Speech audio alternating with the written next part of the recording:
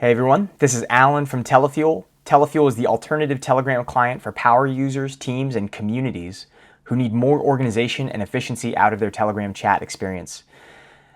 In this video, I'm going to show you how you can multi-select chats, select multiple chats from the chat list so you can perform actions such as delete, exit, or add to a workspace or add to a folder.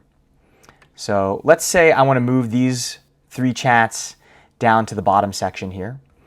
I can just right-click, select multiple chats, and then right-click on them again to perform an action, including move to folder.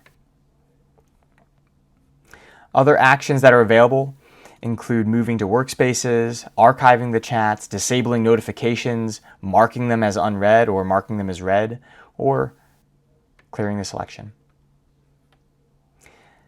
For more information about Telefuel, go to www.telefuel.com. Thanks.